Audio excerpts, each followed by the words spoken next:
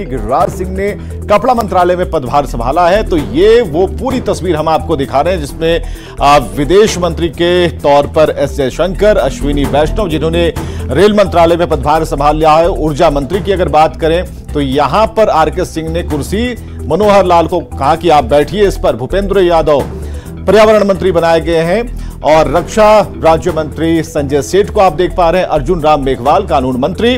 उसी तरीके से चिराग पासवान की तस्वीर यहां देखेंगे। एक बड़ा दायित्व इन्हें मिला है, बिहार का सीधा कनेक्शन है, फूड प्रोसेसिंग मंत्री बनाए गए हैं। कौशल विकास राज्य मंत्री यहां पर बनाए गए जयंत चौधरी। कीर्तिवर्धन सिंह जिन्हें पर्यावरण राज्य मंत्री बनाया गया है, पेट्रोलियम राज्य मंत्री। अगली तस्वीर सुरेश गोपी, गिरिराज सिंह, एक बड़ी जिम्मेदारी दी गई है, इसका भी कनेक्शन बिहार से है, कपड़ा मंत्री बनाए गए हैं। संसदीय कार्य मंत्री किरेन रिजिजू और एल मुरुगन जिन्हें सूचना एवं प्रसारण राज्य मंत्री बनाया गया। तो इतनी सारी तस्वीरें हम आपको दिखा रहे हैं और हम आपको दो तस्वीरें अब दिखा पा रहे हैं। भूपेंद्र यादव ने जब चार्ज लिया है, अधिकारियों से चर्चा की है, तो मंत्रियों को मोदी मंत्र ही है कि विकास कीजिए, जो काम रुके हुए हैं उसे आगे बढ़ाइए और निरंतर विकास करते रहिए। हम पर विश्वास करती है और हमारी जिम्मेदारियां भी बढ़ रही हैं। तो हमें विश्वास है कि मोदी जी के नेतृत्व में भारत की जो पहचान जो है दुनिया में वो बढ़ेगी जरूर। और यूएनएससी का सवाल आपने उठाया, पर उसके अलग अलग और भी पहलू हैं और मुझे पूरा विश्वास है कि उनके नेतृत्व में मोदी 3.0 की विदेश नीति जो है बहुत सफल होगी। प्रधानमंत्री श्री नरेंद्र मोदी जी ने रेलवे में बहुत बड़े सुधार किए हैं। रेलवे का इलेक्ट्रिफिकेशन हो, नई पटरियां बनानी, नए तरह की ट्रेन्स लानी, स्टेशंस का रीडेवलपमेंट, ये 10 वर्षों की प्रधानमंत्री श्री नरेंद्र मोदी जी की बड़ी उपलब्धियां हैं। और रेलवे को एक इसलिए फोकस पे रखा है प्रधानमंत्री जी ने क्योंकि रेलवे साधारण नागरिकों की, आम नागरिकों की सवारी है और अपनी देश की अर्थव्यवस्था की एक बहुत मजबूत रीढ़ की हड्डी है। इसीलिए रेलवे पे बहुत फोकस है। मोदी जी का भावनात्मक संबंध है रेलवे के साथ। इसी विजन को, प्रधानमंत्री जी के इसी विजन को, जो पिछले 10 सालों में ट्रांसफॉर्मेटिव विजन रहा है, इसी विजन को आगे इम्प्लीमेंट करने की जिम्मेदारी दी है प्रधानमंत्री जी ने। और अमित शाह ने केंद्रीय गृह मंत्री के रूप में लगातार दूसरी बार कार्यभार संभाला। अमित शाह कार्यभार संभालने से पहले नेशनल पुलिस मेमोरियल पहुंचे, जहां उन्होंने शहीद पुलिसकर्मियों को श्रद्धांजलि दी। तो पदभार से पहले शहीदों को नमन किया है अमित शाह ने। दूसरी बार ऐसा है जब केंद्रीय गृह मंत्री के तौर पर उन्होंने पदभार संभाला है, अपनी कुर्सी पर बैठे और उससे पहले उन्होंने शहीदों को याद किया, शहीदों को नमन किया। दोनों ही तस्वीरें स्क्रीन पर।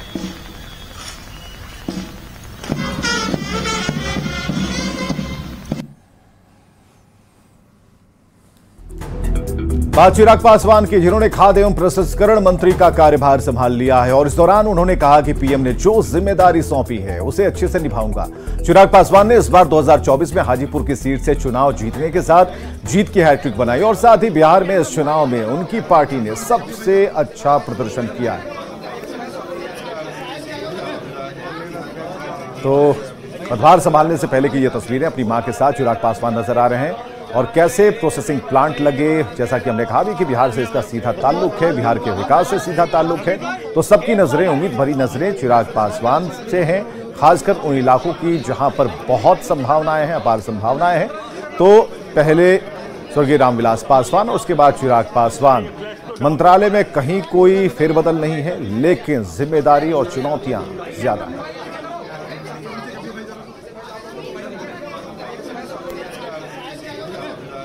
चिराग पासवान ने कहा है कि पीएम ने जो जिम्मेदारी सौंपी है उसे निभाऊंगा और क्या क्या बातें और भी कही हैं, ये चिराग पासवान की जुबानी सुनिए। जो जिम्मेदारी दी है उसको पूरी ईमानदारी से, पूरी मेहनत से, पूरी निष्ठा से निभाने के संकल्प के साथ यहाँ आया हूँ। फूड प्रोसेसिंग की एक बड़ी जिम्मेदारी है और मैं मानता हूं कि आने वाला समय फूड प्रोसेसिंग का ही है। ये एक ऐसा विभाग है, ये एक ऐसा क्षेत्र है जिसको अभी पूरी तरीके से बनिस्बत बाकी देशों के एक्सप्लोर नहीं किया गया है। स्कोप हद से ज़्यादा है। अगर आप दुनिया भर में फूड प्रोसेसिंग का अगर आप इन्वॉल्वमेंट देखेंगे, उसके बनिस्बत भारत में लगभग 2 से 3% भी इसका इन्वॉल्वमेंट नहीं है। आने वाले समय में जहां इसमें स्कोप बहुत ज़्यादा है, वहीं ये एक ऐसा विभाग है जो सीधा किसानों को मदद पहुंचाने का काम करेगा। और गया से सांसद जीतन राम मांझी को सूक्ष्म, लघु और मध्यम उद्यम मंत्रालय की जिम्मेदारी दी गई है। आज उन्होंने कार्यालय पहुंचकर पदभार ग्रहण किया और इस दौरान उन्होंने कहा कि कोई भी काम छोटा नहीं होता, काम ही पूजा है। इस वक्त जो यहाँ पर तस्वीरें आप देख पा रहे हैं, यहाँ पर जीतन राम मांझी पहुंचे हुए, उनके बेटे उनके साथ आलोक सुमन वहां पर मौजूद हैं और कुल मिलाकर ये जो विभाग है उसके बारे में जीतन राम मांझी ने अपनी मंशा स्पष्ट कर दी है कि जो काम उन्हें सौंपा गया है उसे हम बढ़िया तरीके से करेंगे और बिहार का कायाकल्प भी हो सकता है अच्छे से काम किया जाए। तो चार्ज लेना और विभाग का मामला है, हमारा कंसेप्ट बहुत बचपन से रहा है कि काम कोई छोटा नहीं होता है, वर्क इज वर्शिप, काम ही पूजा होती है। तो प्रधानमंत्री जी की बात से हम बहुत प्रेरित हैं कि उन्होंने कहा कि मांझी जी, हम आपको अपने विजन का विभाग दिया है। हमारा विजन है गरीबों का उत्थान, जहां विकास की रोशनी नहीं गई वहां रोशनी पहुंचाना। ये विभाग के माध्यम से आप बहुत कुछ कर सकते हैं, इसीलिए आपको इस विभाग को दिया। सभी मंत्रालयों में आप देख पा रहे हैं पदभार ग्रहण किया जा रहा है। गिरिराज सिंह को देख पा रहे हैं, कपड़ा मंत्रालय, पूरी जिम्मेदारी इन्हें दी गई है और जिस विजन की बात जीतन राम मांझी कह रहे थे उस विजन से जुड़ा ये भी स्कोप वाला क्षेत्र है, मंत्रालय है जहां से बिहार कनेक्ट होता है। तो ये पूरी सूची हम आपको दिखा रहे हैं। बिहार से जितने भी मंत्रियों ने शपथ ली है और गिरिराज सिंह का भी नाम इसमें है। बेगूसराय से बीजेपी के सांसद गिरिराज सिंह को केंद्र में कपड़ा मंत्रालय की जिम्मेदारी दी गई और उन्होंने कार्यालय पहुंचकर पदभार ग्रहण कर लिया। देखिए, आज तो काम संभाले हैं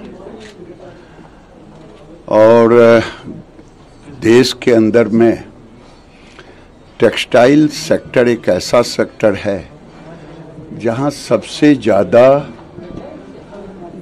नौकरी देने वाला सेक्टर है और आज दुनिया में भी ठीक है एक अच्छा सेजेबल हम एक्सपोर्ट में भी शेयर है। तो आज प्रथम दिन है। मैं आपको इतना ही कहूँगा कि टेक्सटाइल आने वाले दिन में देश के आकांक्षाओं के अनुरूप प्रधानमंत्री के दिशा निर्देशन में हम सब इसको ले जाने का काम करेंगे, क्योंकि ये किसान से भी जुड़ा हुआ है और अब मैन मेड टेक्सटाइल भी अब दुनिया के अंदर आ गया है। तो मैं समझता हूँ कि ये टेक्सटाइल सेक्टर अभी भी और आगे भी एक बहुत बड़ा लोगों को रोजगार देने का अवसर का काम। एनडीए मंत्रिमंडल में विभाग के बंटवारे पर तेजस्वी यादव ने कहा कि इस बार विपक्ष बहुत मजबूत है और आगे आगे देखिए होता है क्या। उन्होंने कहा कि जिस तरीके से अल्पसंख्यकों को एक भी मंत्री का पद नहीं दिया गया, ये सही नहीं है। हम सब लोग विपक्ष के तौर पर जी बहुत ही मजबूत उभर के हैं। ज्यादा सीटों का आप लोग भी जानते हैं अंतर नहीं है, एक भी का ही अंतर है। एक भी मुसलमान कैंडिडेट को मंत्री नहीं बनाया गया है। अब नहीं बनाया लोगों को घृणा है ना उन लोगों को जी, इसलिए सब लोग ये बात को जानते हैं।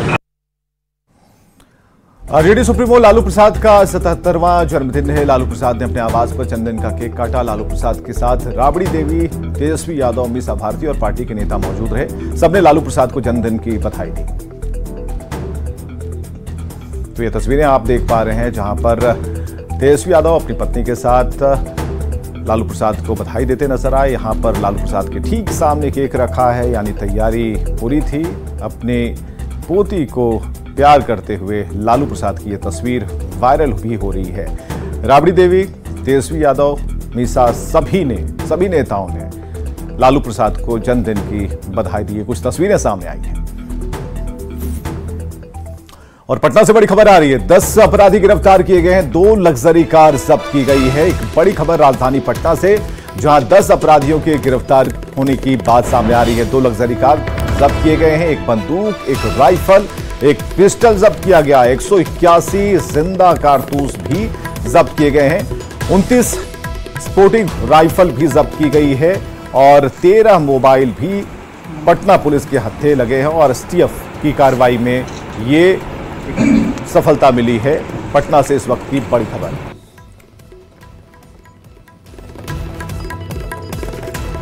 पूर्णिया से निर्दलीय सांसद राजेश्वर रंजन उर्फ पप्पू यादव और उनके सहयोगी अमित यादव पर फर्नीचर व्यवसायी से रंगदारी मांगने और जान से मारने की धमकी देने के आरोप में मुफस्सिल थाने में प्राथमिकी दर्ज कराई गई है। वहीं इस बाबत सांसद पप्पू यादव ने अपना एक वीडियो जारी कर कहा कि राजा कुमार पहले भी कई लोगों पर झूठा एफआईआर कर चुका है। उन्होंने एसपी से इसकी पूरी जांच करने का आग्रह किया। पप्पू यादव ने कहा कुछ लोग राजनीतिक साजिश के तहत उन्हें फंसाने की कोशिश कर रहे हैं।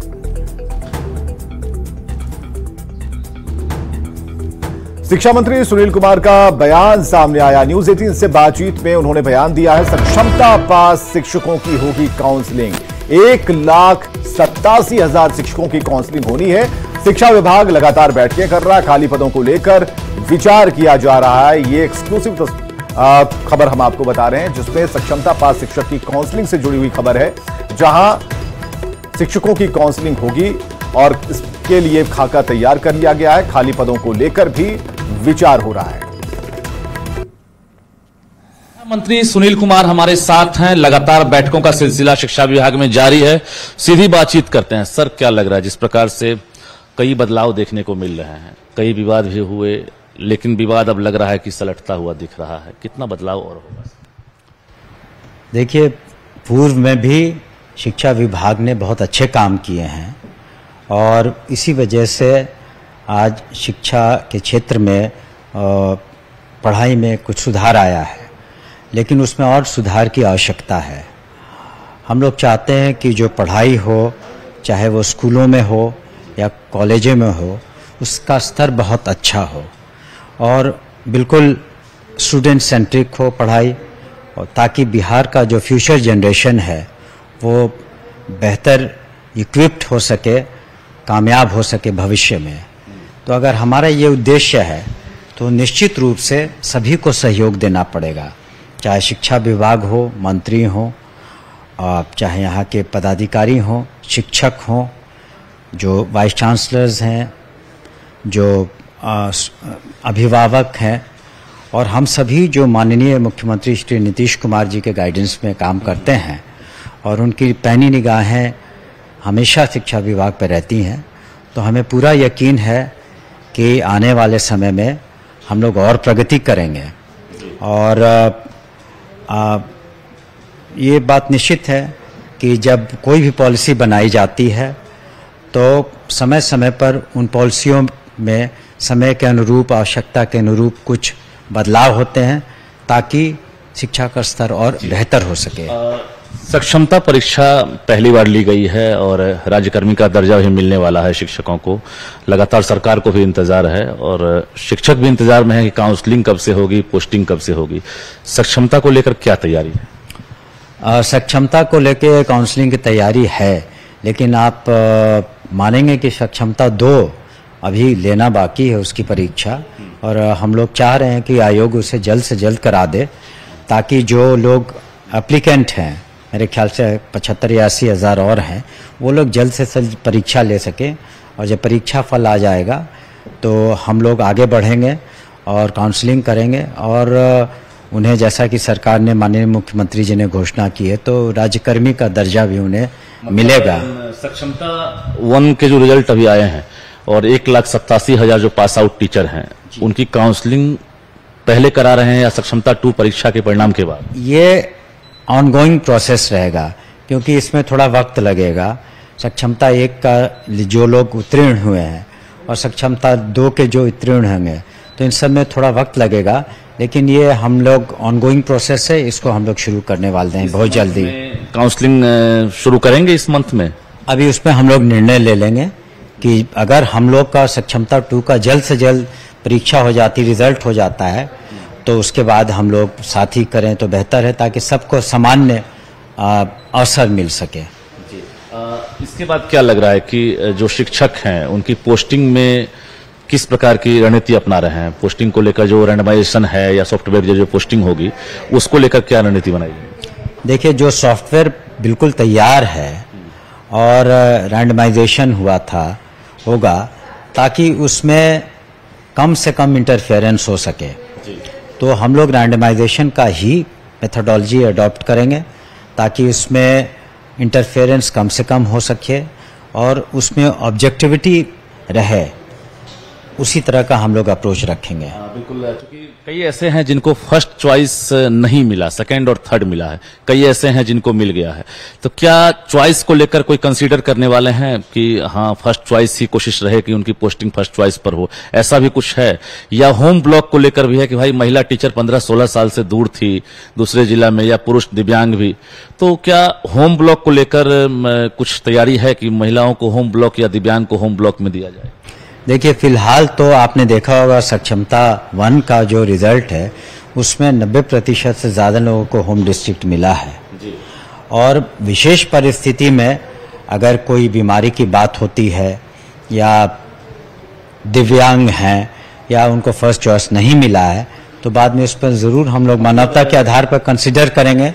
लेकिन फिलहाल जो भी हम लोग निर्णय लेंगे वो रैंडमाइजेशन के थ्रू लेंगे, ऑब्जेक्टिविटी रहेगी, उन्हें ज्वाइन करना पड़ेगा और बाद में वो अपना एप्लीकेशन दे सकते हैं और कमेटी उस पर निर्णय लेगी। मतलब एक कमेटी गठित आप लोग करेंगे कि जरूरत जिनको है, खासकर वैसे लाचार लोग या जरूरतमंद लोग हैं, उनके लिए बाद में एक कमेटी जो है फैसला ले कि भाई उनकी पोस्टिंग होम ब्लॉक में हो।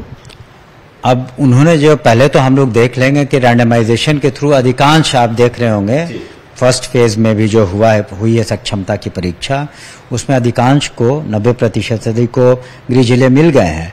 तो ऐसे केसेस कम होंगे, लेकिन अगर जैसा कि हमने कहा दिव्यांग हो या कोई ऐसी बीमारी हो घर में या शिक्षक को, ऐसे केसेस में निश्चित रूप से हम लोग आगे चल के